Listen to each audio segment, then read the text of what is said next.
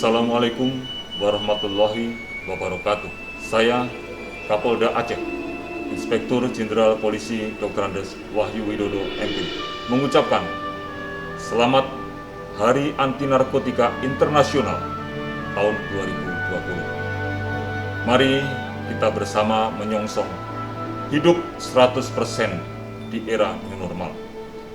Sadar, sehat, produktif, dan bahagia.